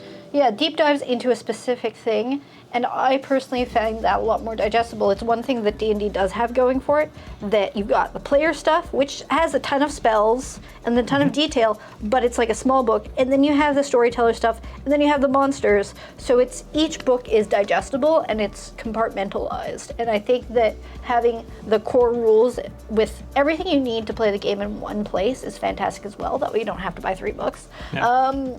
But then having the room to flesh it out with player's guides and specific kith book type things. Elliespot, one of the things that I love about Harno and Hoglosk is that it opens up characters to plot points, right? And it's similar to what Kung Fu Fenris was saying. The idea that you would go on a quest because, like, there's an elder who is part of the sept that your pack has attached themselves to, and that elder is losing the will to fight, and everybody really likes the elder, so they want to do something for them. Like, I think that makes a great story hook. And it also might be a nice change of pace if the previous story was about, ripping and tearing. We'll play the fucking Doom soundtrack, like, kill the worm. Yeah. And then now it's about, like, we have to find ways to inspire this person to continue the fight. Maybe it's not just about battle lust. Maybe it's about something else. Like, it's so... Aragorn, oh, man. I 100% agree, but just to finish your point... hardly any bleed? No, because they'll cut my fingers up. Oh, no. Yeah, it's true. It's very thin. I've cut myself on more, like I don't have a lot of experience on Bibles, no, but like, damn. When I remember being a teenager and there being people handing out little pocket-sized New Testaments, and me being like, I guess I have to take this. Yeah, definitely slicey. In the book, when they do introduce, the first place that they introduce Harno and Hoglosk in the flavor section, it does talk about how it affects the story and the flavor for a storyteller. What type of stories would you tell with these two themes? And then further on the crunch, it gets into just the crunchy crunch of it. I think that there are interesting narrative devices. Hopefully, like, first response is, oh, you can't decrease this. Maybe this is going to end the game too soon. But we'll find out. While we're talking, I do want to encourage people, if you have other questions or if you have other comments about your thoughts on Werewolf 5th, or honestly about any role-playing stuff anyway, just throw them out there, because we do, we'll talk anything. Yeah. Page-wise, just before you get on to more crunchy crunch sidebar, that I specifically was reading it and I got eye fatigue, and I chose to print it out the sections that I wanted to reference. And like the EX3, we got access to it before the real book existed officially. They specifically let us, and we ended up printing it. And I may find that I just want to keep like 20 pages accessible, because yeah, having the whole book, especially if it's that chunky, the spine on ours eventually deteriorated. It's just too much paper for binding. But I find that if I just want to reference a few sheets, the smaller the book, the easier. So you're not looking for a codex, but you're also not looking for a digital representation. You want... I find like... I mean, you're the master of like... paperwork and organization and stuff, yeah. But I find that trying to control F on just like a phone or a tablet is difficult. If I was at a computer, it would be fine, but I'm not during games. No, I would honestly prefer that like the books come like this. Like each chapter is its own little folio. But that's me. All right, let's have a look at this question from Requiem. Are there any aspects of the book, be it lore or rules, that you're not so thrilled about and feel might find itself golden ruled out?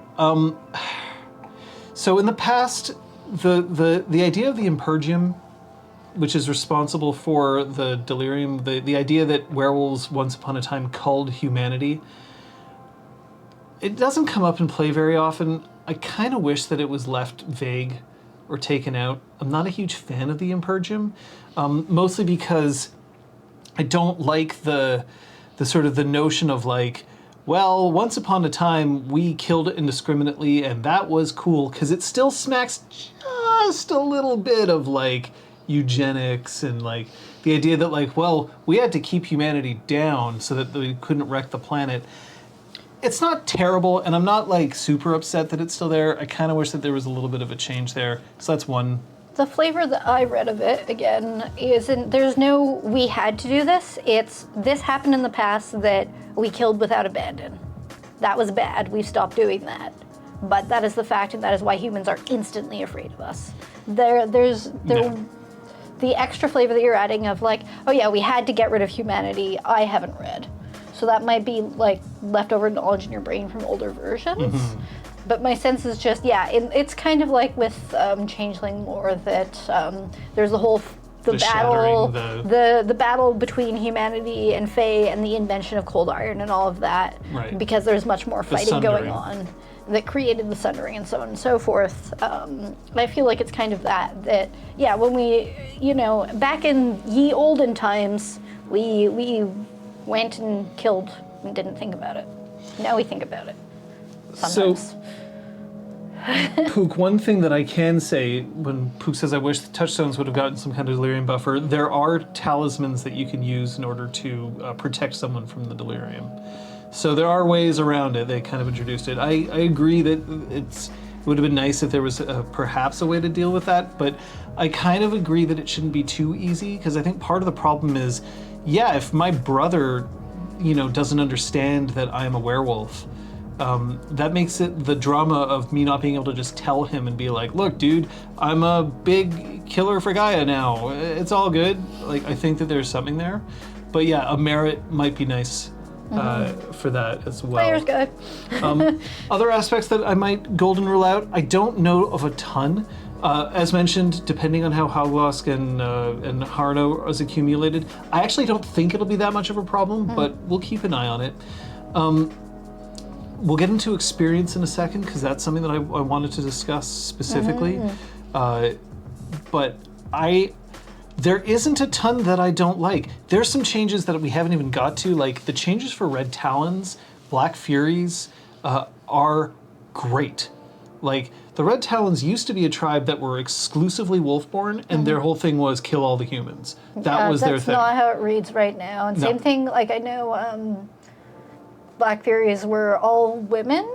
Yes. And there was a bunch of stuff. Like, they still feel like the very vocal equal warriors, like the Greta Thunbergs of the world. Their whole thing is we fight injustice, and sometimes we fight injustice too hard. Yeah, but I feel like they can be a source of inspiration rather than just oh god, they're like bombing all the factories without abandon. Yeah. They aren't the bad guys in the damn Winter Soldier TV series. I do think that the fact that Black Fury's shifted away from women specific to the disadvantaged, the downtrodden, the marginalized. I think that's a great change. It also sort of sidesteps because at one point there were very tricky things of like, so are trans women allowed to be in? And like that was like the fact that was a question. I was like, nah. Yeah, there's something in the book, I don't remember what it was. There's definitely a line I was like, oh, this is really careful phrasing that completely erases the even thinking about whether or not gender relates to it. So it's like good writing where it isn't like blatantly, oh, you can be any gender. It's just like it's written in such a way that it's obvious. You don't have to think about it. No. So it's like, yes. Puka, I do think that there's going to be a certain amount of care that needs to be taken. Because yes, they did say that sometimes they go too far into vengeance, but I think they were basically saying that about werewolves in general. Yeah. They sometimes take too far. Like that's Hagwask. Yeah. The Red Talons aren't just like, kill all the humans, let's torture all the humans. And now they're just more like very specifically we need to go back. Like here, I'll actually bring them up because I want to mischaracterize. Well, each of the tribes sort of has a risk of going too far with something.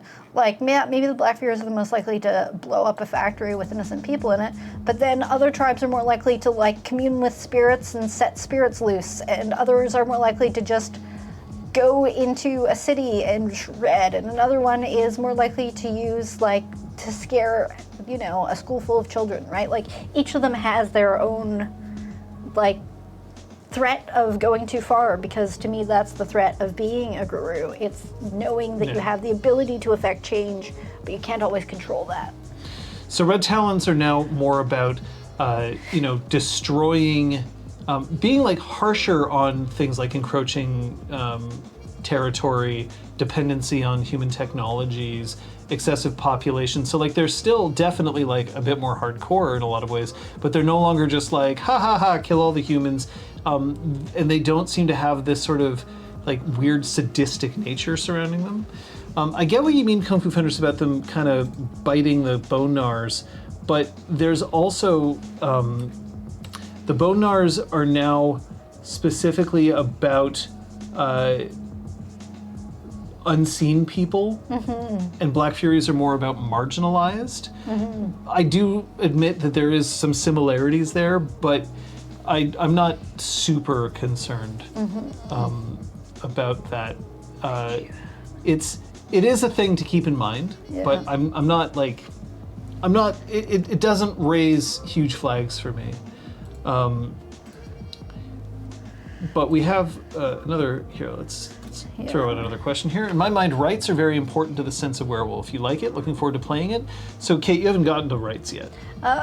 Correct. Can I just jump back to what you were just talking sure. about? So specifically, what I like is the example, characters they give for each tribe. And so Black Furies are the musicians, whereas Bonars are the sound guys. Yeah. Right? Literally, you're both involved in the same universe, but you are the one front and center. Front and center versus in the shadows. Yeah. Yeah. Yeah, I like that. I knew that there were bit. examples, and I was like, find it in the PDF. I adore rights, and I am looking forward to playing them. I don't think that we'll play rights all the time. I think that sometimes, you don't need to do dedicate an hour every session to a rite of dedication, which is the rite that lets you shift with your clothes. Cool. Right, so that your clothes don't just pop off if you hit Krynos. Yeah. Right. Yeah. Exactly. But I do think that there are rights in the game that become a big part of the whole werewolf experience. The idea of participating together in a rite and seeing how each person would choose to participate in a rite will be good for role playing.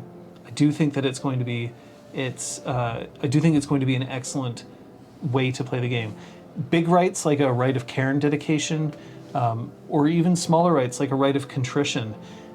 These are things that kind of give Werewolf a lot of flavor, and I think that with some care, they can provide fantastic role-playing experiences without also them being reductionist about like, we're all going to like, you know, insert stereotypes or like of like indigenous culture here or whatever. Well, that's sort of an aspect in which they've continued to include aspects of indigenous practices without it feeling appropriative to my awareness. Obviously, again, Yeah. my person, but it feels like, because in most cultures there is ritual, there are rites, there's, you know, you go to church and you sing hymns, you say the Lord's Prayer. These are things that are rituals. We don't talk about them with that language because they are the majority and we want to make them seem normalized. But there are always rituals for everyone, and we just think of these terms more often in association with indigenous peoples. So I think that, again, to me, I feel like they've found ways to cross my fingers. Yeah, exactly. I think they've done a nice job of taking, oh yeah, these are indigenous characters and they do indigenous things too. These are things that humans do, or werewolves do. Some of my favorite experiences with rites in the past have been in LARP play.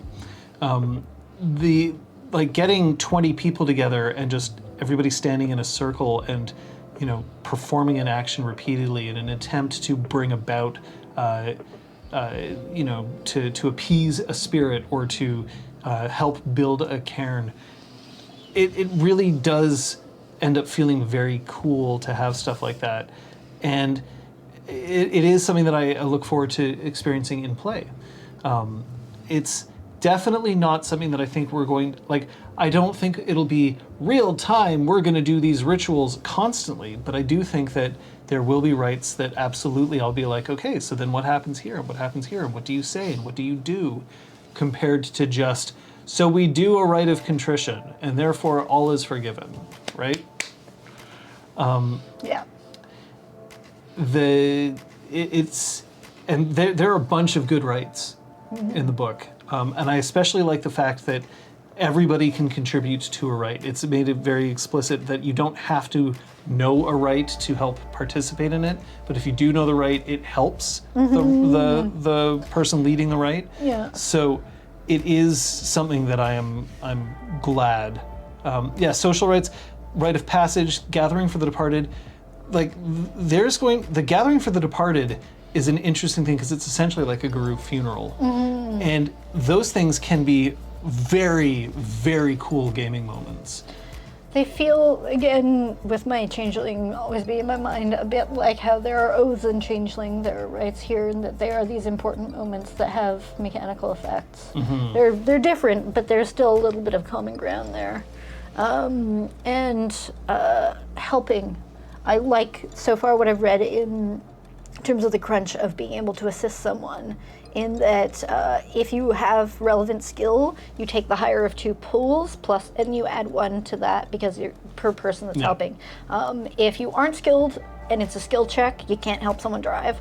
But if it's just like, lift this thing, okay, everyone has strength, so you can all help lift a thing. Yeah, with D&D where you don't necessarily roleplay spellcasters meditating, absolutely. Going back to one thing that I might golden rule, I might golden rule, so every character, when you join a tribe, you get a patron spirit, and then you get there are advantages and disadvantages to being tied to any one spirit, like a ban, and I forget exactly the title for it. I can find out because it's right here. Favors and bans, right? So one thing that you can do is that a pack can appeal to a patron spirit so that they grant their favors and bans to everyone in the pack. I might golden rule it that it doesn't have to be a patron spirit, or that it can be a patron spirit that isn't represented as part of your pack currently. The book currently says it has to be somebody from your pack has to already be associated with that patron spirit. But like, I think that if you want to appeal to another spirit, then maybe you can. I would just have to house rule a favor and a ban at that point. But just get some more spirits. I don't think that this is a hard thing to golden rule at all. And there are things that you can appeal to other spirits and ask for their help and the like, but I do think that a pack should be able to choose a spirit to help them that isn't necessarily a patron spirit. Yeah, like you might have less advantage to it. Like, oh, I'm I don't know, Glasswalker, and I think my patron spirit is Spider, so I need help from the Spider. Great. We're a pack that doesn't have any Glasswalkers, but the obvious choice to ask for help from is the Spider. Yeah. Spirit finder. I don't know. Maybe we have to go find a non-pack Glasswalker? Clashing boom boom. Oh. There are some interesting spirits in the old ones. Like there's the almighty Dala, who is basically the spirit of capitalism. Amazing. Dala, like Dala. I see. Yeah. Kung Fu Fighters is saying no for very good reasons. Clashing boom boom was not a great... I mean, I want that to be the spirit of explosions and bombs. Yeah, Clashing Boom Boom needs to stay dead. Yeah, I agree. Kung Fu Vendors. Clashing Boom Boom was basically an excuse for players to be like, I want to blow shit up. Yeah. Okay, so it is. Great. Yeah. Okay, so Requiem Lost says, if you run a game, either on stream or private, do you see yourself adding other splats from the World of Darkness universe as NPCs? So here's the deal. I don't think that the games are compatible directly. The games definitely have parts of it that sort of imply the existence of werewolves or they definitely mentioned vampires or mages or the like, but I don't think the systems are directly compatible. I don't think you can take a PC built using Vampire 5th Edition and a werewolf built with Werewolf 5th Edition and then pit them against each other and expect that to work very well.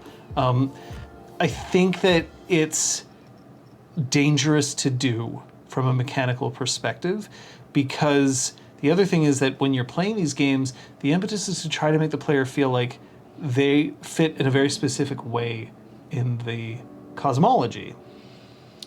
Maybe you want to have a vampire who's an antagonist. Well, that vampire has to be powerful enough to take on your whole pack. But then you can sort of say like, okay, but one werewolf should be the most powerful just in terms of hand-to-hand combat, because that's their thing.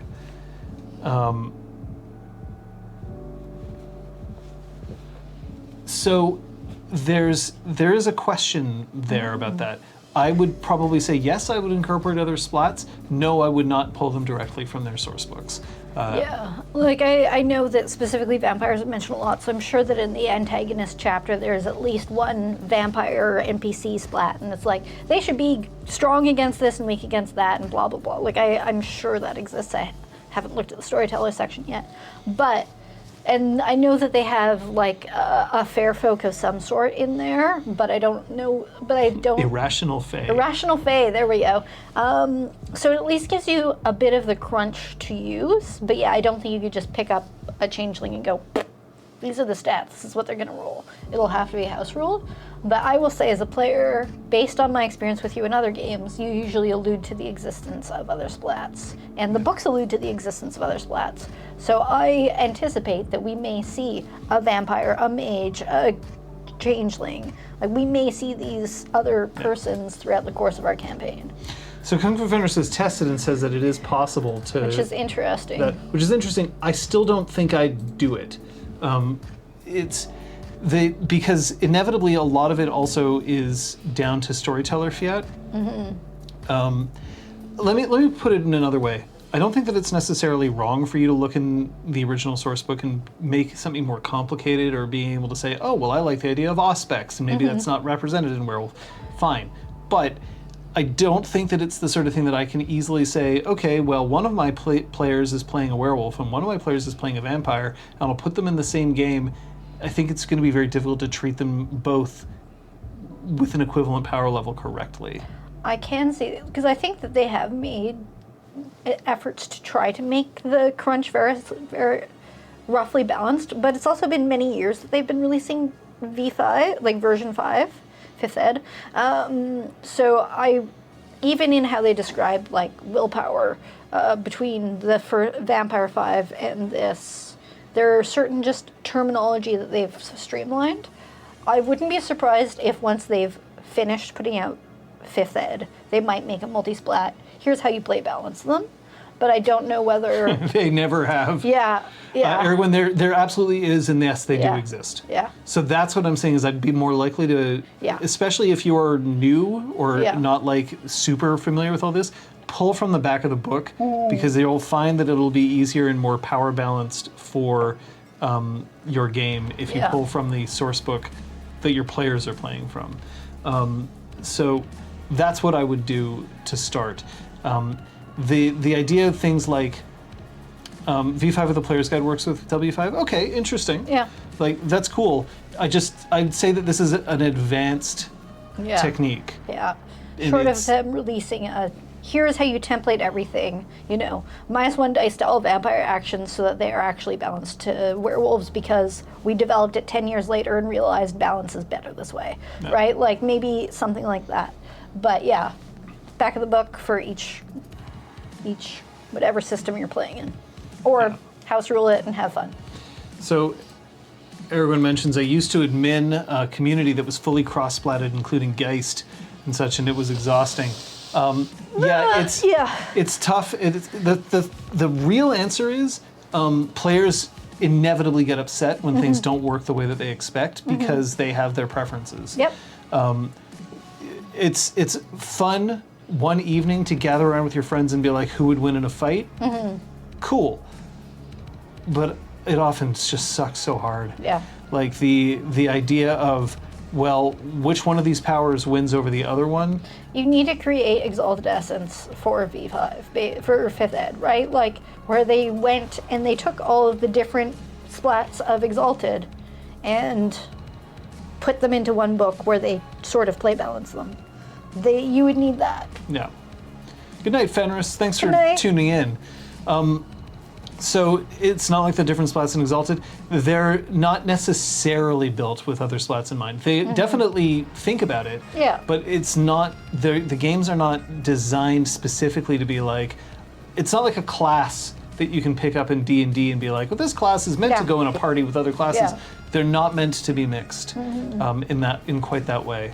They're not designed that way because inevitably players will find strange favoritism from one to another based on how the storyteller interprets things, and it's very tricky to navigate.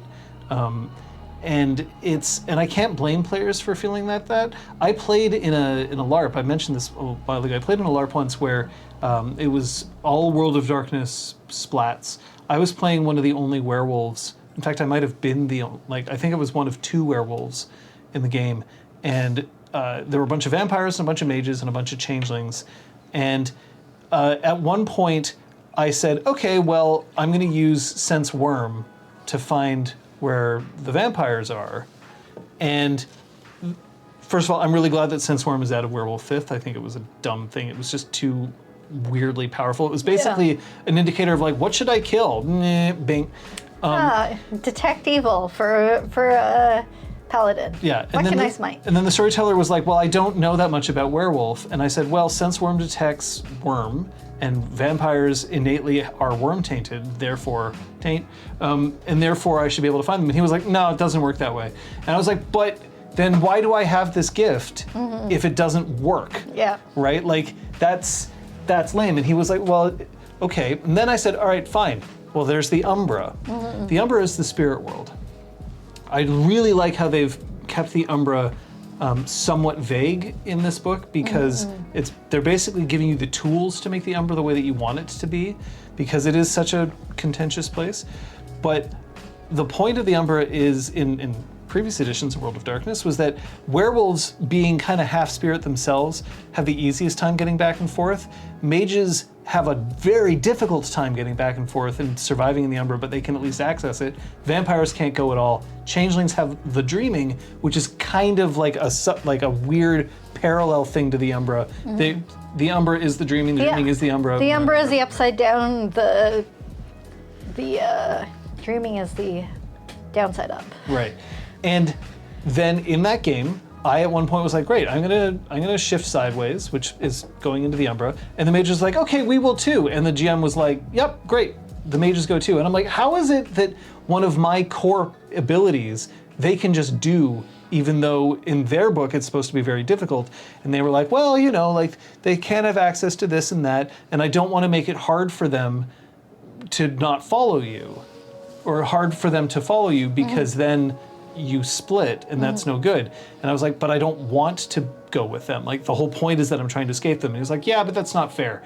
So the thing is, it wasn't fair to them, but it was fair to me, and he didn't agree. So I'm not saying that he was wrong, but it's just they're not designed to work together that easily. May I ask roughly how many years ago this was? Over a decade. 14. Yeah. So this is the kind of memories that will exist in players' minds when you do your best to power balance between all the different splats, even when they're all of the same edition, because it's fucking hard. Yeah. It is fucking hard. It's been 84 right? years. And like this is one example that lives on his mind because the effort to try to power balance is kind and generous, but you're gonna have weaknesses, or you're gonna have a different call. You're gonna be like, no, celerity is way too OP. It's nerfed in my game. And you're like, but I love celerity, and I built my whole vampire around the ability to take 10,000 actions per turn. What do you mean I can't? Yeah, it's broken. I've nerfed it. But every table will have its own interpretations. Celery! I don't think it's impossible. No. I do think that it's really tough, and that's why I'd say first check the back of the book, play what they say back there. Yeah. Then you can start tweaking based on what you know of the other systems. But to try to compare the two of them directly, eventually you're going to run into problems. Maybe those are the kind of problems you like solving. But be aware that your players may not like the interpretations that you come up with, and through no fault of their own, because they're going by what the book tells them. So Requiem, that's actually a really good lead-in, so I'm gonna throw this up there. It's funny how some of the worst experiences you have in role-playing can stick longer than the good. Negativity bias is a B at times. This is something that we were discussing in the Discord about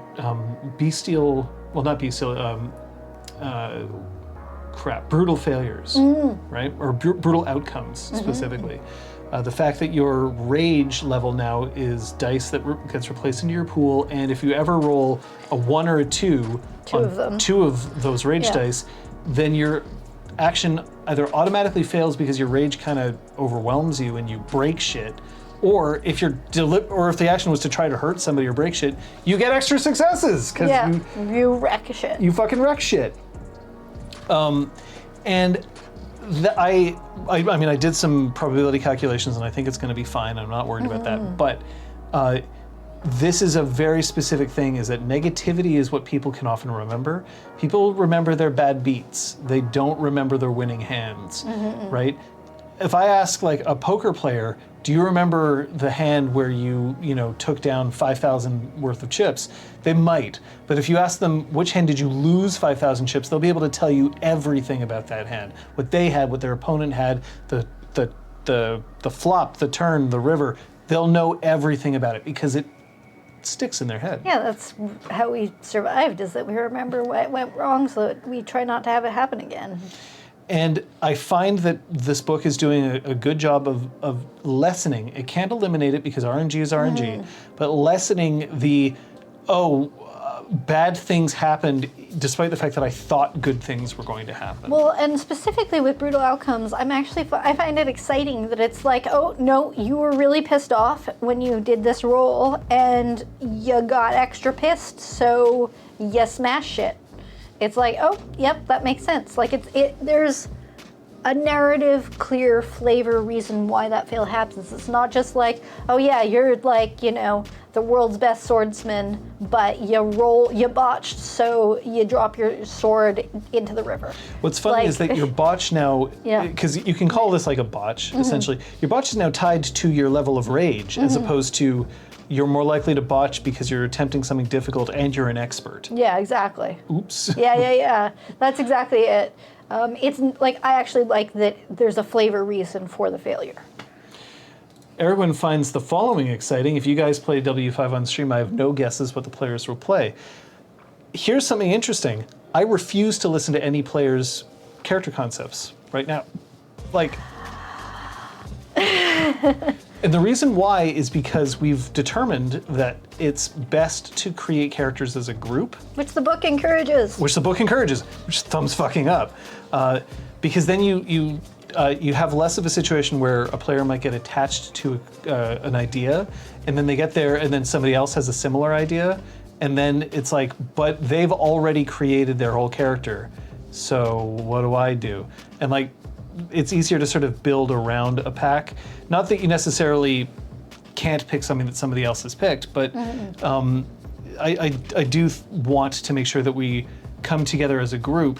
Because the other thing is then, if Kate gets to me first with a completed character idea, and then say Scott is like, but that's close to what I wanted to play, well then it's kind of, because my players are also very polite to an excess, to a fault, myself included, is that then they'll be like, well, okay, well you've already said it, so I'll think of something different, and like, it kind of stinks to sort of be like, just because this person talked to you first, I don't get to do what I want.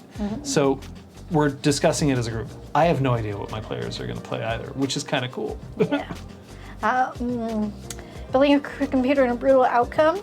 Yeah, so you know when you're like trying to get that RAM to click in, that's usually pretty much towards the end of your build. And you're pushing it, and you feel a bit of flex in the motherboard. Yeah, a brutal outcome is you're hot, you're tired, you're sweaty, your hands are getting like cramped in the little space, and you just push too hard and you snap the RAM.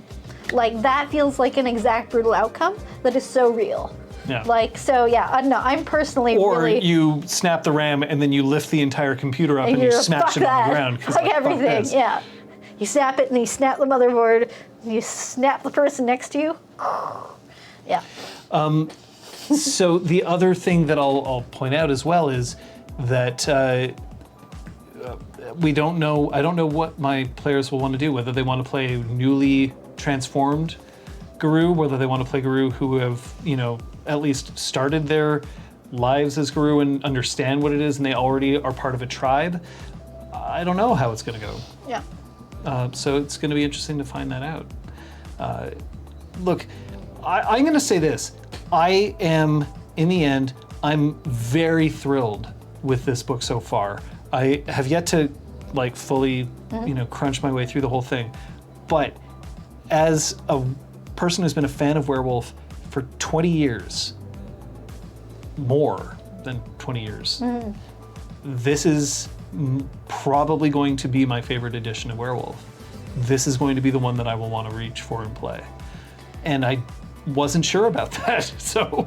Yeah, and as someone coming to it new, I'm excited by it. I find that I'm thinking up yes ands from everything I read. It's not, I'm not sort of pushing back against most of it. The one big question is the fact that body horror is typically a line for me, and there's an inherent body horror in the fact that you transform, and especially the first time against your will. And so I'm processing that, and I think we'll be good. But yeah, we'll have some chats in our completely offlines on our session zeros and stuff, and find ways to thread that needle where, you know, it's like, great, you transform. You don't have to describe all the musculature and the bones and the right? Like, there are ways to deal with even a core concept that is safe. So yeah, that's my only caveat, and that's very personal. Erwin wants Wolf, Kate, and Liz's taking pup scoots under their wing. It's okay. You're a good boy. You're a good boy.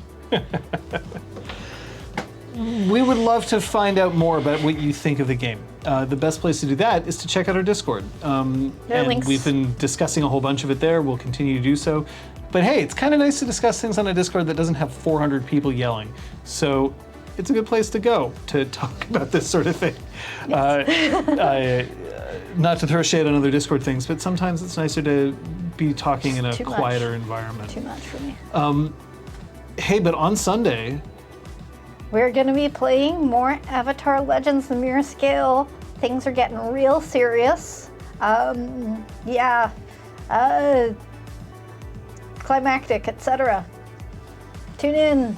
I think it'll be a really good one. We'll have to look at Firebot. It doesn't look like it's... Lumba! Rude. Oh, it's because the computer fell asleep. Oh, well, that'll do it. So just so that you do know, we are definitely investigating Werewolf 5th Edition as a potential next game, and if we are going to play it, we'll likely play it soon. So we would like to hear your thoughts about that sort of thing, because I think that's important. With all of that in mind, you should also know that tomorrow, I think Punchy's We should be still on. expecting Punchy, usual time, 6 p.m. Eastern Daylight Time. We Yep. should be expecting Drew Crew, usual Drew Crew time. That's at 3 p.m. Eastern Daylight Time, followed by something from The Scott. Emperor's Dilemma. The Emperor's Dilemma, 5 p.m. Eastern Daylight Time. And then we'll be streaming at 2 p.m. Eastern, which is our new TDRPG play slot on Sundays. Everyone kind of wants us to play Werewolf, I think. Maybe, possibly. Suffice to say, So far, so good. Suffice to say that right now, my evaluation is a very enthusiastic thumbs up on this game. It is a definitely worth having a look. If you pre-order the book now, you get the PDF right away. Otherwise, you can buy the PDF, I think, in 2 weeks from Renegades, who is the publisher for these books. So go and check that out if you're interested. Otherwise, I think there's just one thing that we have to remind people of. If you're playing and it's tough and there's things that aren't quite going your way, there is one thing that might be the most difficult thing to do, but it is often the best thing to do. And what is that? Use your word hole, whether that's typing in chat because you're playing on chat or talking to your friends. Say something. Hopefully you can come to a resolution. We'll see you next time. Bye. That way. Oh, because we're mirrored.